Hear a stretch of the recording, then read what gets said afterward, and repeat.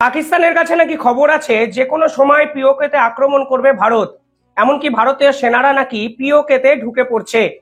সম্পূর্ণ এই আতঙ্কে কালকে পিওকের যিনি মুখ্যমন্ত্রী তিনি একটি প্রেস কনফারেন্স করলেন এবং যে কথাগুলো তিনি বললেন নিঃসন্দেহে চমকে যাওয়ার মতো কথা। অন্তত যে পাকিস্তান দিনের পর দিন ভারতবর্ষকে হুমকি দিচ্ছিল তারাই এখন পিওকের সাধারণ মানুষকে অন্যত্র সরিয়ে নেওয়ার ব্যবস্থা করছেন। প্রথমেতে বলি, এই পিওকে যে জায়গাটি পাকিস্তান জোর করে আটকে রেখেছে সেখানে তারা একটি মুখ্যমন্ত্রী বসিয়েছেন। তিনি আসলে পাকিস্তান সরকারের একজন পাপেট। এর আগেও তিনি নরেন্দ্র মোদীকে নিয়ে অত্যন্ত খারাপ কথা বলেছিলেন, ভারতবর্ষকে আক্রমণ করেছিলেন, এমনকি কাশ্মীর নিয়ে তিনি একাধিক উস্কানিমূলক কথাবার্তা বলেন। সেই মুখ্যমন্ত্রী কালকে একটি প্রেস কনফারেন্স করলেন। কিছুদিন আগে যিনি হুমকি বা হুঁশিয়ারি দিচ্ছিলেন এখন তার মনে হচ্ছে যে কোনো সময় পিওকেতে ভারতবর্ষের সেনারা ঢুকে যাবেন এবং পিওকেতে এমন কিছু ভারতবর্ষ করবেন যার ফলে সাধারণ মানুষ নাকি ক্ষতিগ্রস্ত হবে।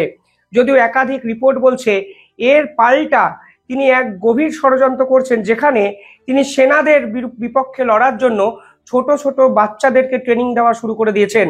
অর্থাৎ পাকিস্তানের স্ট্র্যাটেজিটা কিছুটা ক্লিয়ার কালকেই হয়ে গেছে, যেখানে তারা ছোট ছোট শিশুদেরকে ঢাল করে বাঁচতে চাইছেন এবং জাতিসংঘের যে রুল আছে সেই রুল অনুযায়ী ভারতের বিপক্ষে তারা লড়াই করার ক্ষমতা না থাকলে শিশুদেরকে ঢাল করো, যেন আন্তর্জাতিক প্রেসার ভারতের বিপক্ষে ক্রিয়েট করা যায় এবং জাতিসংঘের এই রুলটাকে তারা হাতিয়ার করতে চাইছে, তা হয়তো এক পক্ষে এটা পরিষ্কার হয়ে যায়। কিন্তু কালকে এই পিওকের মুখ্যমন্ত্রী প্রেস কনফারেন্স করে কি বলেছেন? তিনি বলেছেন যে আমরা আগামী 2 মাসের জন্য খাদ্যদ্রব্য সঞ্চয় করে রাখবো, মেডিকেল ইকুইপমেন্টস, ওষুধ এবং প্রয়োজনীয় যে খাদ্য তা আপনারা স্টোর করতে শুরু করে দিন। এই ভদ্রলোকের নাম চৌধুরী আলম হক, যিনি গরম গরম কথা এর আগে বহু ক্ষেত্রে বলেছেন, কিন্তু কালকে অসহায়ভাবে দেশের সাধারণ মানুষকে রিকোয়েস্ট করেছেন, পিওকে সাধারণ মানুষকে রিকোয়েস্ট করেছেন আপনারা ওষুধ এবং খাদ্যদ্রব্য আলাদা করে সরিয়ে রাখুন। আগামী দিন ভয়ঙ্কর হতে পারে, যে কোনো সময় ভারতের সেনারা আক্রমণ করতে পারে এবং আপনাদেরকে অন্যত্র সরিয়ে নেওয়ার ব্যবস্থা করা হবে। আপনারা দয়া করে পাকিস্তান সরকারের সঙ্গে সহায়তা করুন। এ খবর প্রকাশিত হয়েছে যেখানে পরিষ্কারভাবে বলা হয়েছে PoK urge citizen to stock food rising with India after Pahalgam attack. অর্থাৎ তারাকে খাদ্যদ্রব্য সঞ্চয় করে রাখতে বলছেন এবং তারা বুঝতে পারছেন ভারতীয় সেনারা যে কোনো মুহূর্তে পিওকেতে ঢুকে পড়বেন এবং বড়সড় কোনো আক্রমণের একটা পরিকল্পনা করা হচ্ছে। প্রথমে তো হলো খাদ্য, তারপর তিনি প্রেস কনফারেন্স করে জানিয়েছেন আপাতত পিওকেতে সমস্ত মাদ্রাসা বন্ধ। তথ্য বলছে 1000টি মাদ্রাসা তারা বন্ধ করে দিয়েছেন। কিন্তু প্রশ্ন হলো এই যে মাদ্রাসা যেখানে ইসলামী ধর্মাবলম্বী শিশুরা পড়াশোনা করতে যান, সেই শিশুদের ঠিক কোথায় ব্যবহার করা হবে তাও কিন্তু একটি শকিং রিপোর্টে আমাদের সামনে এসছে।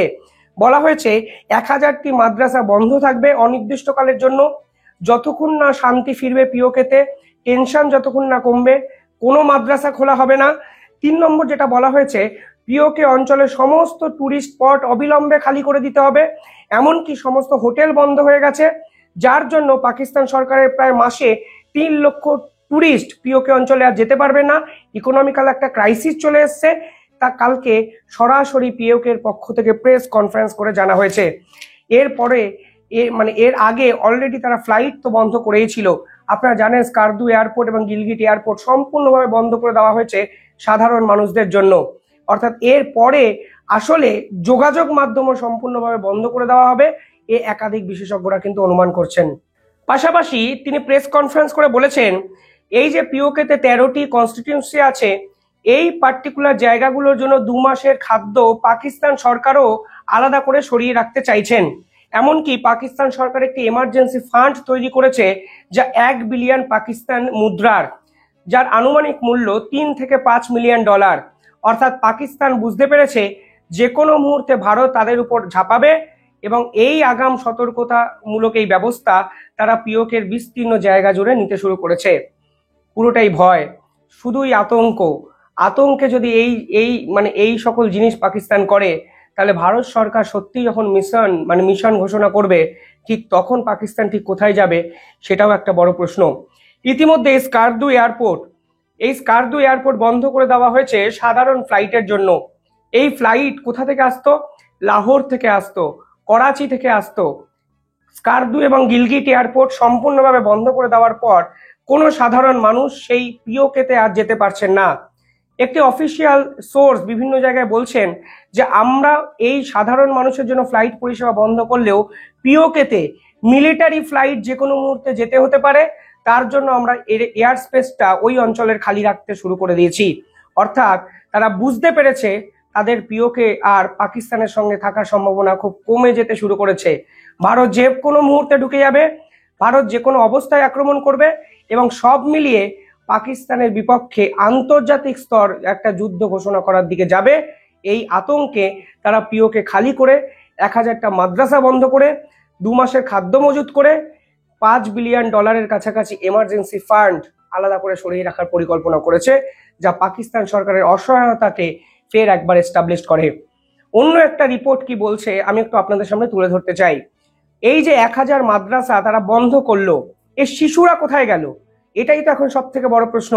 কিন্তু পাকিস্তান সরকার মানে কুকুরের লেজের মতো কোনোদিন সোজা হয় না। সেই শিশুদেরকে তারা মিলিটারি ট্রেনিং দিচ্ছে।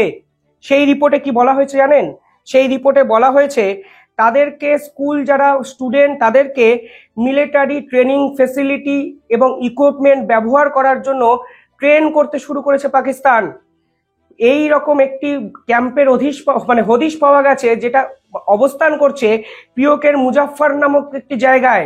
সেখানে কি বলা হচ্ছে? সেখানে বলা হচ্ছে শিশুদের ইভাকিউশন প্রসিডিওর সম্পর্কে জানানো হচ্ছে, কোন পদ্ধতিতে পালানো যাবে, কোন পদ্ধতিতে শত্রুপক্ষ আক্রমণ করলে ঠিক কোন সুড়ঙ্গ দিয়ে কোথায় যেতে হবে, এই ইভাকুয়েশন প্রসিডিওর সম্পর্কে তাদেরকে শেখানো হচ্ছে। ফার্স্ট এড ট্রেনিং দেওয়া হচ্ছে। কোনো যুদ্ধ বিধ্বস্ত সৈনিককে মানে পাকিস্তান সেনা যদি আহত হয়ে যায় ঠিক কোন পদ্ধতিতে ফার্স্ট এড ট্রেনিং দেওয়া যাবে সেই কাজ শিশুদেরকে শেখানো হচ্ছে মাদ্রাসা বন্ধ করে। 3 নম্বর সেখানে বলা হচ্ছে ফায়ার এক্সটিংগুইশার ব্যবহার করা শেখাচ্ছে। কখনো সখনো যদি বন্দুক সামনে পড়ে থাকে আপৎকালীন পদ্ধতিতে ঠিক কি করা উচিত সেই ট্রেনিং দেওয়া হচ্ছে ছোট ছোট শিশুদের, যারা আসলে যুদ্ধ কেন, পাকিস্তান সেনার যে জেহাদিপনা সে আর কিছু বোঝেই না। একটা রিপোর্ট বলা হচ্ছে পাকিস্তান সেনাদের মানে এই সেনাদের পক্ষ থেকে ছোট শিশুদের বোঝানো হচ্ছে ভারতের বিপক্ষে যুদ্ধ করাই নাকি জেহাদ। এবং কালকে টুইটার বলুন, সোশ্যাল নেটওয়ার্ক বলুন, একাধিক জায়গায় ভিডিও ভাইরাল হয়েছে যেখানে তারা ইসলাম এবং জেহাদ সম্পর্কে একাধিক স্টেটমেন্ট দিচ্ছেন এবং ছোট ছোট শিশুদের ছোটবেলাতেই শিখিয়ে দেওয়া হচ্ছে ভারতের বিপক্ষে যুদ্ধ করাই মানে জেহাদির একটা শরণাপন্ন হওয়া, এই ধরনের কিছু কথাবার্তা।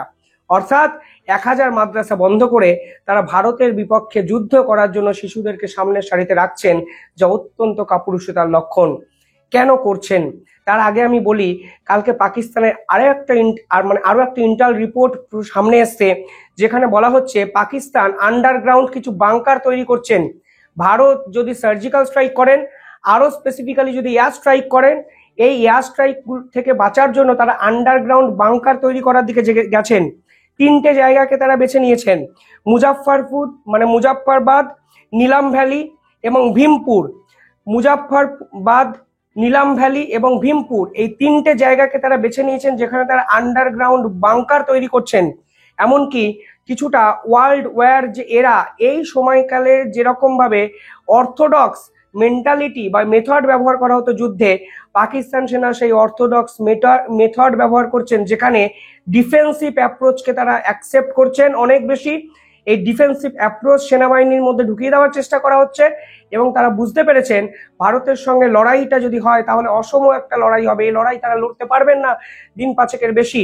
তার জন্য ডিফেন্সিভ অ্যাপ্রোচে জোর দিয়ে বাংকার তৈরি করে শিশুদেরকে সামনের সারিতে রেখে নিজেদেরকে সেফগার্ড করে বিভিন্ন রকম পরিকল্পনা তারা করছেন এবং একাধিক রিপোর্ট কালকে আমাদের আন্তর্জাতিক একাধিক নিউজ পোর্টালে সামনে এসছে। পাশাপাশি তারা এই শিশুদেরকে সামনে কেন রাখতে চাইছে জানেন? তারা UN convention child protection rights in critical war zone, এই একটা রাইটস আছে যেখানে আন্তর্জাতিক স্তর কোনো যুদ্ধক্ষেত্রেতেও শিশুদের উপর আক্রমণ করতে পারে না। যদি করা হয় তাহলে জাতিসংঘ ভেটো ঘোষণা করে দিতে পারে, রেজলিউশন আনতে পারে, যদিও জাতিসংঘের ভ্যালুই তো নেই। এই ইউক্রেন ওয়ারে দেখুন, ইউক্রেন রাশিয়ার যুদ্ধে দেখুন, কিংবা ইসরায়েল এবং হিজবুল্লাহ লেবাননের যুদ্ধে দেখুন, অসংখ্য শিশু কিন্তু প্রাণ দিয়েছেন যুদ্ধে। কিন্তু জাতিসংঘের এই UN convention child protection act সে সময় কিন্তু কার্যকর হয়নি।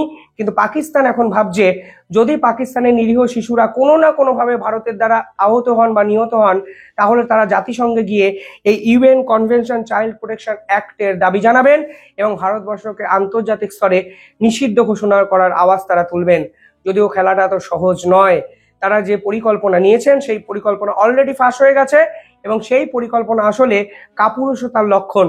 আপাতত 1000 মাদ্রাসা বন্ধ, সেই শিশুদেরকে সেনাবাহিনী ট্রেনিং দেওয়া এবং পিওকে খালি করে 2 মাসের জন্য অর্থ এবং খাদ্য মজুত করার পরিকল্পনা।